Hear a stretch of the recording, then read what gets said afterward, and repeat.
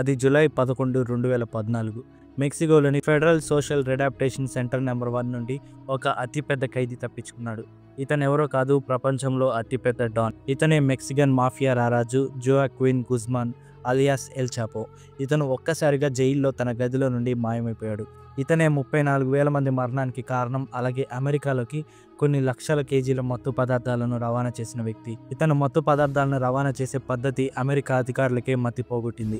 ఇతను US Mexico బార్డర్లో దాదాపు 62 టన్నల్స్ తవ్వించాడు. ఈ టన్నల్స్ ద్వారా విచ్చలవిడిగా మత్తు పదార్థాలను అమెరికాలోకి రవాణా చేసేవాడు.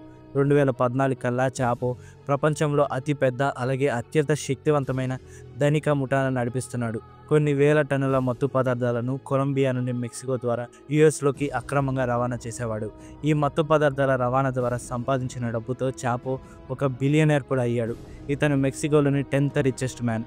డ్రగ్స్ రవాణా కోసం చాపో ప్లేన్స్, షిప్స్, టనల్స్ ఇలా ఎన్నో వింత పద్ధతులను వాడేవాడు. 2014లో ఇతన్ని అరెస్ట్ చేసే వరకు చాపో అమెరికాలోకి అత్యధికంగా మత్తు పదార్థాలను రవాణా చేశాడు. 1993లో ఇతన్ని మెక్సికో గవర్నమెంట్ అరెస్ట్ చేసింది. ఇతన్ని మెక్సికోలోని అత్యంత కట్టుదిట్టమైన భద్రత ఉన్న జైల్లో ఉంచారు. అయినప్పటికీ చాపో ఆ జైలు నుండి తప్పించుకున్నాడు. ఆ తర్వాత 14 ఏళ్ల వరకు ఎవరు ఇతన్ని కనిపెట్టలేకపోయారు. 2014లో ఇతన్ని మళ్ళీ అరెస్ట్ చేశారు. బట్ ఈసారి కూడా తప్పించుకున్నాడు. ఈసారి ఎలా తప్పించుకున్నాడో చూసి మెక్సికో, అమెరికా అధికారులు షాక్ అయ్యారు. ఉన్నట్టుండి జైల్లో నుండి టనల్స్ ద్వారా చాపో తప్పించుకున్నాడు. దీంతో మళ్ళీ అతని కోసం వెతకడం మొదలుపెట్టారు. అసలు చాపో అత్యంత భద్రత ఉన్న జైళ్లలో నుండి 2 సార్లు ఎలా తప్పించుకున్నాడు? ప్రపంచంలో అతిపెద్ద మత్తు పదార్థాల ముఠా నాయకుడిగా ఎలా అయ్యాడు? జైల్లో టనల్స్ ఎలా తవ్వాడు? చాపో ఆ తర్వాత ఏమయ్యాడు? ఈ విషయాలన్నీ తెలుసుకోవాలంటే వాచ్ ద స్టోరీ. వీడియో చాలా ఇంట్రెస్టింగ్గా ఉంటుంది. సో మిస్ అవ్వకుండా చివరి వరకు చూడండి. ఇలాంటి మరిన్ని ఇంట్రెస్టింగ్ వీడియోస్ తీసుకురావడానికి ఈ వీడియోని ఖచ్చితంగా లైక్ చేసి మా ఛానల్ని సబ్స్క్రైబ్ చేసుకోండి. ఇక లేట్ చేయకుండా వీడియోలోకి వెళ్ళిపోదాం. ఎల్ చాపో పూర్తి పేరు జోయాక్విన్ ఆర్చివాల్డో గుజ్మాన్ లోయరా. ఇతను మెక్సికోలోని సినలోవా అనే ప్రాంతంలో ఒక పల్లెటూరులో పుట్టాడు. వీళ్ళ నాన్న ఒక రైతు, బట్ ఈయన పండించేది మత్తు పదార్థాలు. దీంతో చిన్నప్పటి నుండి చాపోకి ఈ బిజినెస్తో టచ్ ఉంది. 15 ఏళ్ల వయసులో చాపో కూడా ఈ బిజినెస్లోకి ఎంటర్ అయ్యాడు. చాపో 15 ఏళ్ల వయసులో మత్తు పదార్థాలను సాగు చేయడం మొదలుపెట్టాడు. చాపో వాళ్ళ అంకుల్ పెడ్రో పెరెస్ మెక్సికన్ మత్తు పదార్థాల రవాణాలో ఒక ప్రముఖ వ్యక్తి. దీంతో ఈయన ద్వారా చాపో ఒక ముఠాలో జాయిన్ అయ్యాడు. 1970లో చాపో గుయెరా పాల్మా అనే వ్యక్తి దగ్గర చేరాడు. ఇక్కడ చాపో పని మత్తు పదార్థాలను ఎయిర్ క్రాఫ్ట్స్ ద్వారా స్టోర్ హౌసెస్ నుండి యుఎస్ మెక్సికో బార్డర్కి ట్రాన్స్పోర్ట్ చేయడాన్ని నడిపించడం. ఆ సమయంలోనే చాపో ఈ బిజినెస్ పై బాగా పట్టు సాధించాడు. అంతేకాదు ఒక భయంకరమైన నేరస్తుడిగా కూడా తయారయ్యాడు. ఎవరైనా షిప్మెంట్స్ సరిగ్గా చేయకపోతే వారిని అక్కడే కాల్చేసేవాడు. దీంతో చాపోని మోసం చేయాలంటే కూడా చాలామందికి భయం ఉండేది. 1980లో మెక్సికోలో ప్రముఖ నేర ముఠా గదలజరా కార్టెల్. దీంతో ఈ ముఠాలో చాపో జాయిన్ అయ్యాడు. ఈ ముఠాలో చాపో మత్తు పదార్థాలను మెక్సికో నుండే కాదు, కొలంబియా నుండి వచ్చిన మత్తు పదార్థాలను కూడా మెక్సికో ద్వారా రవాణా చేసేవాడు. ల్యాండ్, ఎయిర్, వాటర్ ఇలా అన్ని మార్గాల్లో మత్తు పదార్థాలను రవాణా చేసేవాడు. 1980 వరకు కొలంబియా నుండి వచ్చే మత్తు పదార్థాలకు మెక్సికో ఒక సెకండరీ రూట్ మాత్రమే. ఆ రోజుల్లో రవాణా ఎక్కువగా కరేబియన్ సీ ద్వారా జరిగేది. బట్ 1980 నుండి యుఎస్ కరేబియన్ ప్రాంతంపై నిఘా మరింత పెంచి ఈ మత్తు పదార్థాల రవాణాను చాలా వరకు తగ్గించింది. దీంతో అప్పటి నుండి మెక్సికో ద్వారానే కొలంబియా నుండి వచ్చిన మత్తు పదార్థాలను ఎక్కువ శాతం రవాణా చేసేవారు. దీంతో ఇది చాపోకి బాగా కలిసి వచ్చింది. 1989లో గదలజరా కార్టెల్ నాయకుడిని యుఎస్ అధికారులు అరెస్ట్ చేశారు. దీంతో చాపో తన సొంత నేర ముఠా స్టార్ట్ చేశాడు. అదే సినలోవా కార్టెల్. ఈ ముఠా ద్వారా చాపో మళ్ళీ మత్తు పదార్థాలను రవాణా చేయడం మొదలుపెట్టాడు.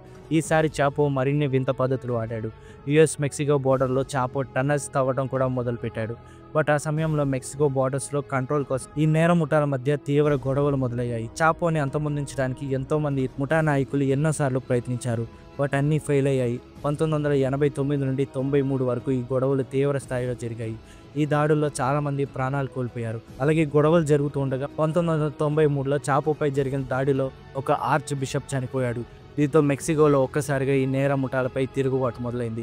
మెక్సికో ప్రభుత్వం కూడా ఈ నేర ముఠాలు అంతమొందించాలని నిర్ణయం తీసుకుంది. దీంతో 1993లో మెక్సికో గవర్నమెంట్ ఈ ముఠాల కోసం వేట మొదలుపెట్టింది. అప్పుడు అన్ని చోట్ల చాపోతో పాటు మరింత మంది నేరస్తుల ఫొటోస్ని రిలీజ్ చేశారు.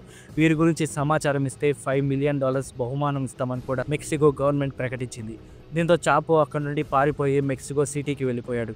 అక్కడ చాపో ఒక వ్యక్తిని కలిసి $200 మిలియన్ ఇచ్చి తన అరెస్ట్ అయితే తన బదులు బిజినెస్ని నడిపించమని చెప్పాడు. 1993 జూన్ 4న గౌటమాలా అనే కంట్రీకి చాపో పారిపోయాడు. గోటమాలలో చాపో ఒక ఆఫీసర్కి లంచం ఇచ్చి మెక్సికో బార్డర్ దగ్గర ఒక విల్లాలో దాక్కున్నాడు. బట్ ఆ ఆఫీసర్ చాపో ఎక్కడున్నాడో ఇన్ఫర్మేషన్ని లా ఎన్ఫోర్స్మెంట్కి అందించాడు. దీంతో 1993 జూన్ 9న గోటమాలా ఆర్మీ చాపోని అరెస్ట్ చేసింది. ఇక్కడి నుండే అసలు కథ మొదలవుతుంది. గోటమాలా నుండి చాపోని మెక్సికో గవర్నమెంట్కి అప్పగించారు. దీంతో చాపోని వెంటనే ఫెడరల్ సోషల్ రిడాప్సేషన్ సెంటర్ నెంబర్ 1 అనే జైలుకు తరలించారు.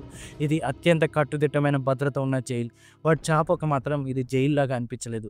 ఎందుకంటే జైల్లో ఉన్నా కూడా జైలు అధికారులకు లంచం ఇచ్చి చాపో తన మనుషులతో మీటింగ్స్ పెట్టుకునేవాడు. అంతేకాదు సినలోవా కార్టెల్ యొక్క బిజినెస్ అంతకంటే ఎక్కువ పెరిగింది. బిజినెస్ అంతటిని జైలు నుండే నడిపించేవాడు చాపో. 1993లో మెక్సికన్ కోర్టు ఇతను చేసిన నేరాలకు 20 ఏళ్ల జైలు శిక్ష వేసింది. అరెస్టుకి 6 ఏళ్ల ముందే 1987లో యుఎస్ నిఘాలో చాపో గురించి తేలింది. దీంతో 1987లో అరిజోనాలో చాపోపై కేసు నమోదైంది. ఆ తర్వాతి సంవత్సరాల్లో అమెరికాలోని మరిన్ని ప్రాంతాల్లో ఇతని మీద కేసు ఫైల్ అయ్యాయి. ఈ కేసులో యుఎస్ డ్రగ్ ఎన్ఫోర్స్మెంట్ ఏజెన్సీ చాపో యుఎస్లోకి 34,000 కేజీల మత్తు పదార్థాలను రవాణా చేసి $100,000 సంపాదించాడని మెన్షన్ చేసింది. బట్ నిజానికి అంతకంటే ఎక్కువ మత్తు పదార్థాలను రవాణా చేశాడు చాపో. ఆ తర్వాతి సంవత్సరాలలో మరింత రవాణా చేశాడు. దీంతో మెక్సికో జైల్లో ఉన్న చాపోని యుఎస్కి అప్పగించాలని యుఎస్ కోర్ట్స్ మెక్సికోని కోరాయి. ఇయర్ 2000లో చాపోని యుఎస్కి అప్పగించడానికి మెక్సికో గవర్నమెంట్ ప్రయత్నాలు మొదలుపెట్టింది. దీంతో చాపో పారిపోవడానికి ప్లాన్ చేశాడు. దీనికోసం చాపో జైల్లో చాలామంది గార్డ్స్కి భారీ మొత్తంలో లంచాలు ఇచ్చాడు. 2001 జనవరి 19న చాపో జైల్లో నుండి ఎస్కేప్ అయిపోయాడు. జైల్లోని మెయింటెనెన్స్ వర్కర్ లాండ్రీ కార్ట్లో చాపోని దాచి ఆ కార్ట్ని జైలు బయటకు తీసుకొని వెళ్ళిపోయాడు. అక్కడి నుండి ఒక కార్ ట్రంక్లో చాపోని దాచి సిటీ దాటించేశాడు. అక్కడి నుండి చాపో కాలినడకన పారిపోయాడు. మెక్సికో గవర్నమెంట్ రిపోర్ట్ ప్రకారం ఈ ఎస్కేప్లో ఏకంగా 78 మంది జైలు ఆఫీసర్స్ పాల్గొన్నారు. అంతేకాదు చాపో చాలా పక్కాగా ఈ ఎస్కేప్ ప్లాన్ చేశాడు.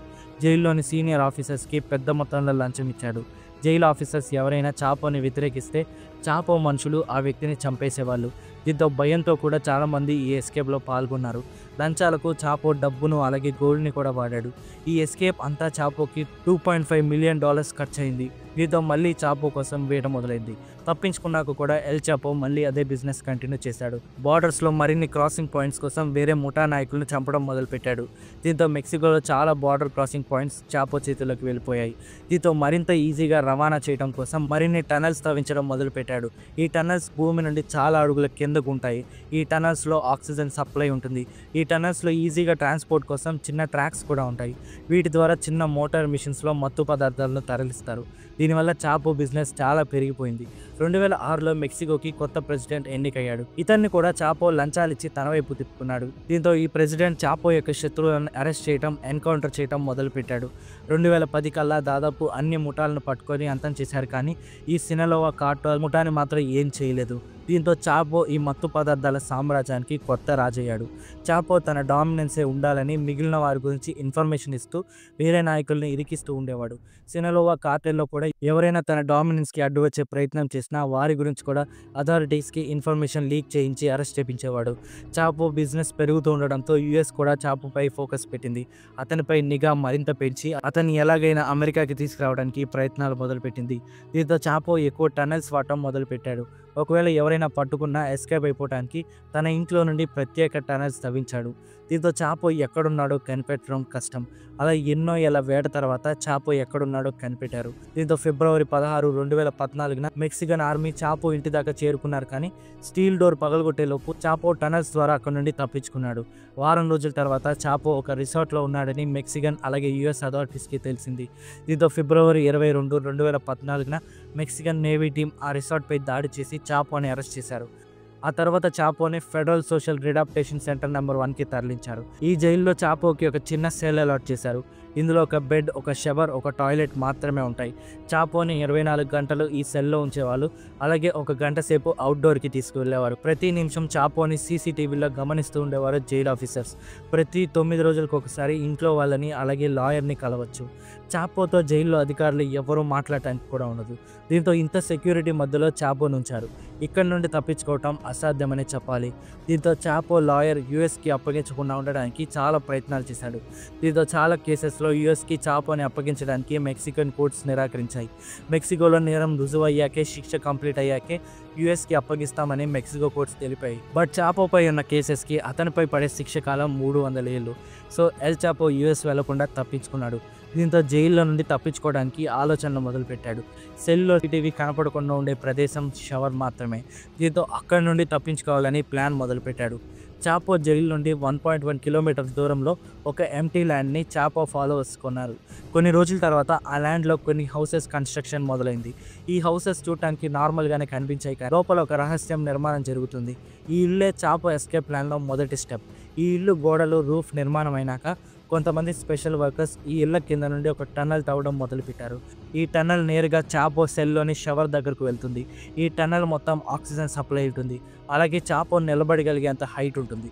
అంతేకాదు వేగంగా పారిపోవడానికి కావాల్సినవన్నీ ఇందులో ఉంటాయి. టన్నల్ తవ్వుతున్న శబ్దం కూడా రాకుండా మిషన్స్ వాడకుండా షవల్స్తోనే తవ్వేవారు. జైలు బయట తవ్వకం జరుగుతూ ఉంటే లోపల చాపో ఏమి ఎరగనట్టు నటించేవాడు. ఎక్కడ ఒక్క ఆధారం కూడా దొరకకుండా ఆపరేషన్ నడిపించాడు. కొన్ని నెలల పాటు జైలు లోపల బయట ఎంతో మందికి ఉత్కంఠభరితంగా సాగాయి. వర్కర్స్ సమయంతో పోటీపడి పనిచేశారు. చివరికి కొన్ని నెలల తర్వాత తవ్వడం పూర్తయింది. 2015 జూలై 11న రాత్రి జైలు అంతా సైలెంట్ అయిపోయింది. ఖైదీలు నిద్రపోవడానికి వెళ్తున్నారు. ఆ సమయంలో చాపో తన సెల్లో అటు ఇటు తిరుగుతున్నాడు. ఎవరి కోసమో చాపో వెయిట్ చేస్తున్నాడు. 9 గంటల సమయంలో చాపో షవర్ దగ్గర ఒక సౌండ్ వచ్చింది. చాపో వెళ్ళి చూసేసరికి నేల పగలగొట్టి ఒక వ్యక్తి బయటకు వచ్చాడు.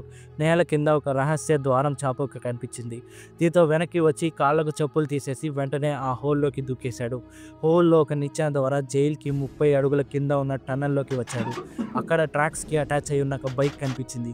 ఈ బైక్ ఎక్కి 2 నిమిషాల్లో ఆ ఇళ్లలోకి వచ్చేశాడు. అక్కడ డ్రెస్ చేంజ్ చేసుకొని ఒక ట్రక్లో కొండ ప్రాంతాలకు పారిపోయాడు. ఇదంతా అతి తక్కువ సమయంలో జరిగిపోయింది. కెమెరాస్లో చాపోని అబ్జర్వ్ చేస్తున్న వారికి ఇతను 8:52కి చివరిసారి షవర్ దగ్గర కనిపించాడు. ఆ ఏరియాలో సీసీటీవీ కనిపించదు. దీంతో అక్కడ చాపో ఏం చేస్తున్నాడో వారికి కనిపించలేదు. చాపో 25 మినిట్స్ పాటు కనిపించకపోవడంతో చాపో ఏం చేస్తున్నాడో చూడటానికి గార్డ్స్ వచ్చారు. బట్ వచ్చి చూసేసరికి మైండ్ బ్లాక్ అయ్యే దృశ్యం వారికి కనిపించింది. ఈ ఎస్కేప్ దెబ్బకి మెక్సికన్ గవర్నమెంట్ జైలు ఆఫీసర్స్ అందరూ తలలు పట్టుకున్నారు.